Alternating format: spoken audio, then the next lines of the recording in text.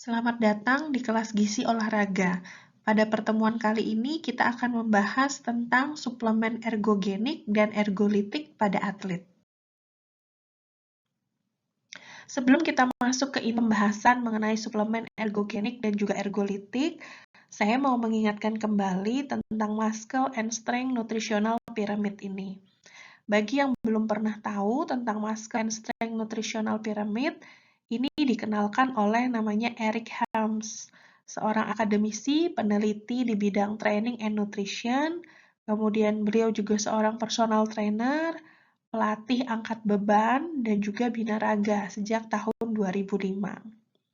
Jadi di bidang kebugaran dan olahraga prestasi, yang namanya pemenuhan zat gizi dan juga status gizi optimal, kemudian berat badan, itu menjadi hal yang sangat penting, terutama bagi mereka yang berada di bidang olahraga prestasi atau atlet. Ya, jadi pemenuhan zat gizi dan berat badan itu menjadi poin penting karena berkaitan dengan performa, dan berat badan terkadang menjadi penentu kelas saat bertanding.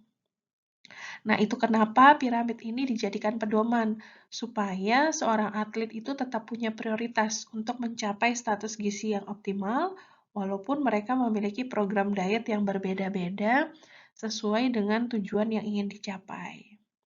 Jadi pada piramid ini ada 5 tingkatan, bisa kita lihat di sini mulai dari energi balance, makronutrien, mikronutrien, kemudian ada nutrien timing, dan juga suplemen. Dan kelima, tingkatan ini didukung atau harus didasari juga dengan adanya behavior dan lifestyle yang baik. Nah, piramid ini artinya level paling bawah ini harus dicapai terlebih dahulu, gitu, sebelum masuk atau mencapai level yang paling atas. Contohnya misalnya kalau kita hanya mengkonsumsi suplemen saja tanpa mencapai keseimbangan energi yang benar, maka dietnya tidak akan tercapai. Kemudian demikian juga saat kita fokusnya hanya pada persentase asupan makronutrien saja tanpa keseimbangan energi yang tepat, maka tujuan dietnya juga tidak akan tercapai. Jadi elemen yang lebih tinggi pada piramid ini tidak akan memberikan hasil kalau kita tidak mengurutkan mulai di langkah-langkah yang bawah atau dasarnya dulu. Ya. Nah, dari piramid tadi kita jadi memahami di mana posisi suplemen tadi ya. Nah, sebagai nutrisionis kita jadi tahu seberapa besar prioritas untuk suplemen ini.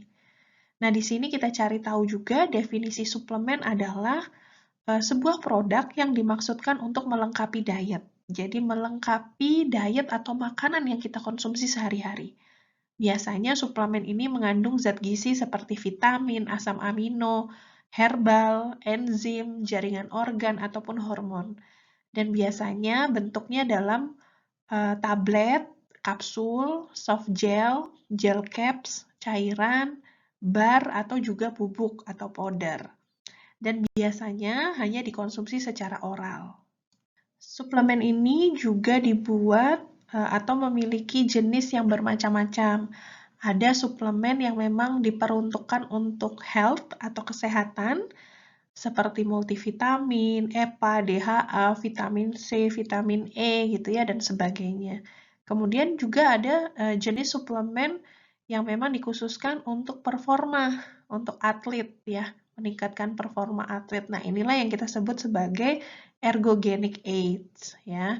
Kemudian ada juga yang diperuntukkan untuk lose weight atau untuk menurunkan berat badan. Tetapi memang sampai sekarang suplemen-suplemen yang dikhususkan untuk lose weight ini masih banyak pro dan kontranya. Selanjutnya kita coba lihat perbedaan yang disebut sebagai suplemen ergogenik dan juga ergolitik. Jadi keduanya ini sama-sama suplemen, tetapi kalau untuk atlet memiliki fungsi yang bertolak belakang atau berbeda sekali.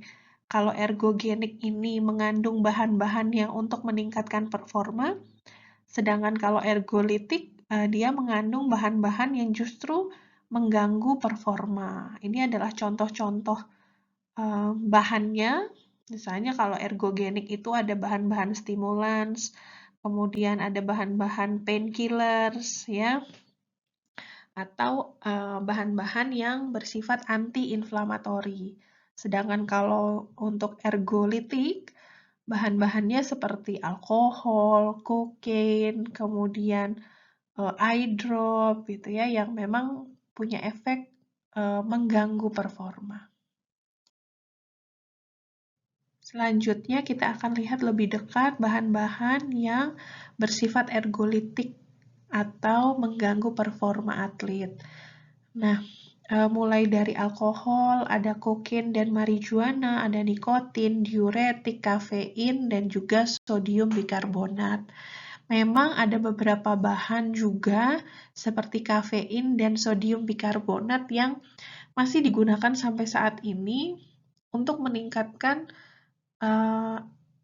performa atlet gitu ya, dan memang sudah ada hasil penelitiannya yang membuktikan itu gitu. Walaupun mungkin kalau seperti kafein tidak semua orang bisa menggunakannya ya, karena ada orang-orang yang sangat sensitif terhadap kafein dan dia tubuhnya tidak bisa mencerna kafein dengan baik, sehingga justru yang berefek bukan performanya yang meningkat, justru efek-efek negatifnya yang muncul, seperti misalnya sakit kepala, gangguan saluran cerna, tremor gitu ya, dan sebagainya gitu. Jadi memang saat menyarankan suplementasi ya, apalagi yang mengandung seperti kafein dan sodium bikarbonat, kita perlu hati-hati dan juga identifikasi mendalam atlet kita, apakah dia bisa mengkonsumsi ya suplemen tersebut, bahan-bahan aktifnya dari suplemen tersebut dengan baik atau tidak.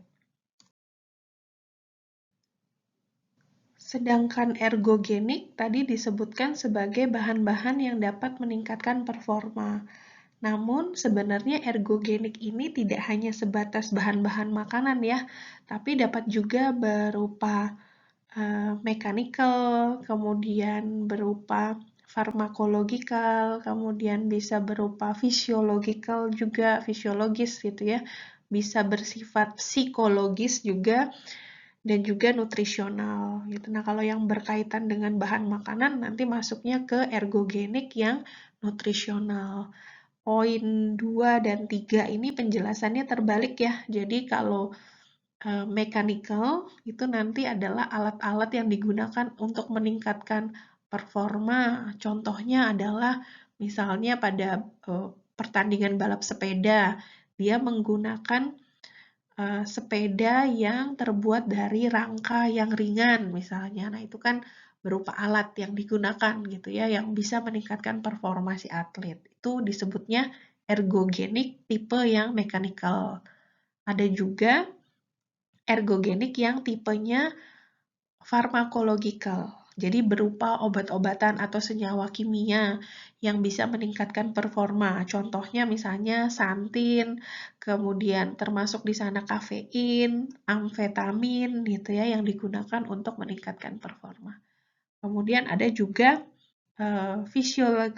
fisiologis atau fisiologikal. Jadi contohnya dia berupa suntikan doping darah gitu ya, atau suntikan eritropoietin. Tujuannya untuk meningkatkan massa sel darah merah sehingga kapasitas aerobiknya bisa maksimum gitu. Jadi latihannya bisa lebih intens, lebih tinggi gitu ya. Jadi performanya bisa lebih baik. Kemudian ada juga yang tipe psikologis ya, psychological gitu. Nah, ini bisa berupa kita berikan hipnosis atau latihan-latihan mental gitu ya untuk membuat atlet lebih rileks atau meningkatkan motivasi gitu. Kemudian ada juga yang ergogenik tipe nutrisional. Nah, ini yang banyak kita bahas atau yang kalian pelajari sebagai nutrisionis. Salah satu contohnya adalah suplemen-suplemen yang mengandung karbohidrat atau protein gitu ya untuk meningkatkan performa. Dan semua tipe ergogenik ini sebenarnya punya tujuan yang sama. dia meningkatkan efisiensi training atau efisiensi latihan, kemudian dia juga tujuannya untuk mempercepat recovery, ya, kemudian untuk menghindari juga injury atau cedera. Dan selanjutnya pada saat kita berbicara suplemen, yang menjadi pertanyaan besarnya adalah kapan kita harus menggunakan suplemen atau kapan seorang nutrisionis dapat merekomendasikan suplemen pada seorang atlet. Sebelum kita merekomendasikan suplemen, maka perlu melakukan identifikasi dulu. Yang pertama, apakah dibutuhkan, itu ya, yang pasti.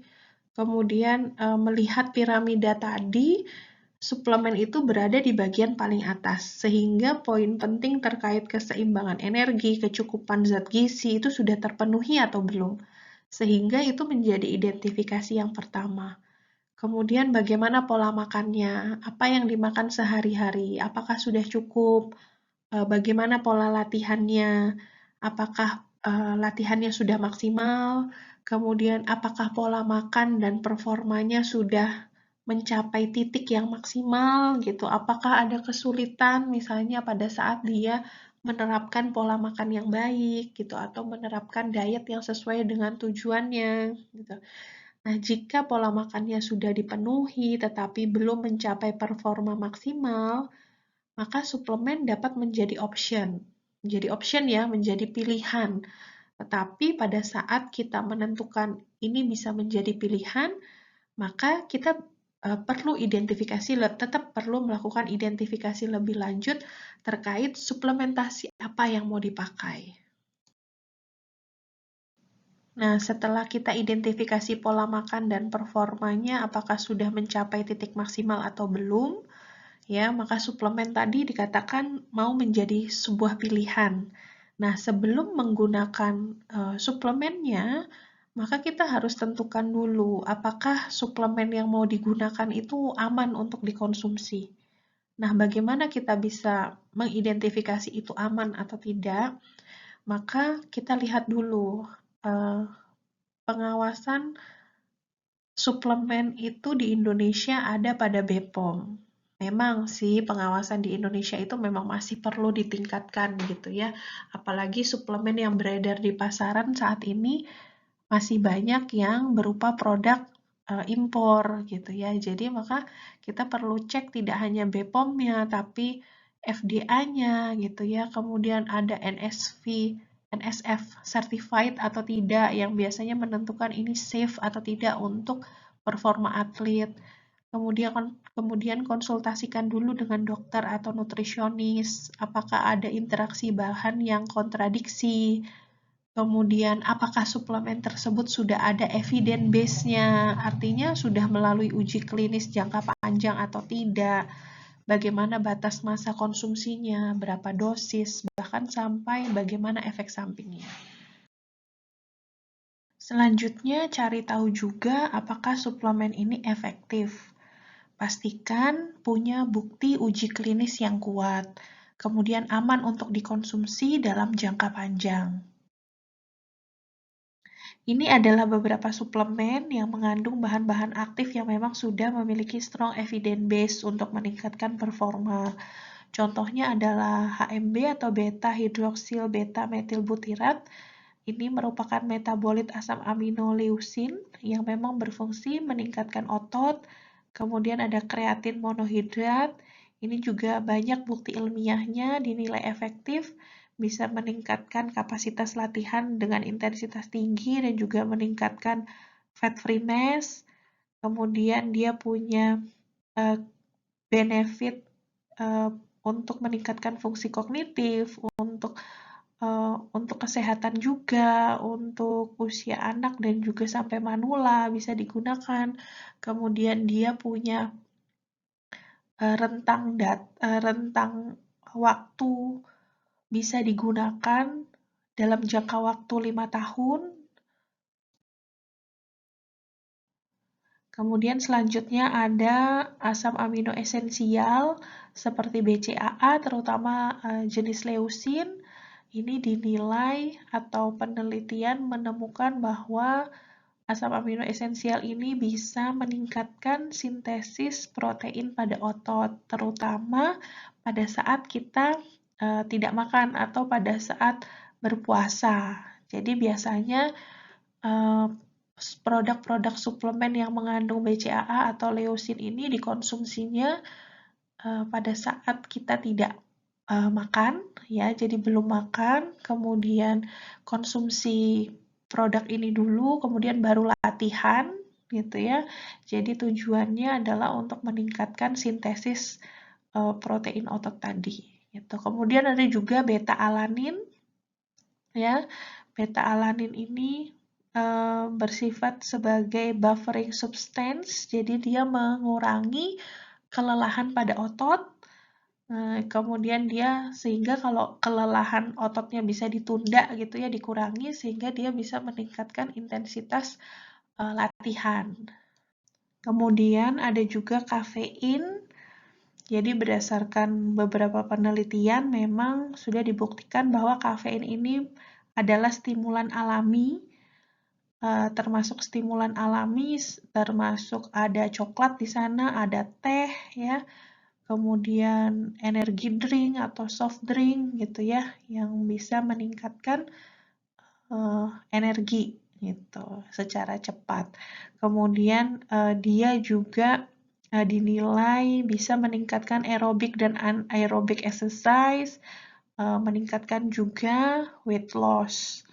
Kemudian ada juga sodium bikarbonat atau baking soda, ini bersifat sebagai buffering acidity tadi, sama seperti tadi beta-alanin, ya, jadi dia mencegah terjadinya kelelahan otot.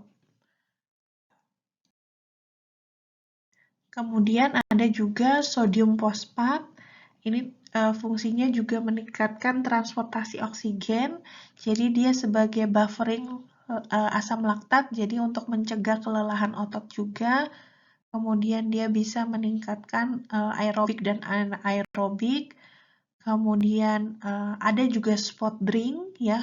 Minggu lalu di pertemuan sebelumnya juga kita sempat bahas tentang sport drink hipotonik, isotonik, dan juga hipertonik.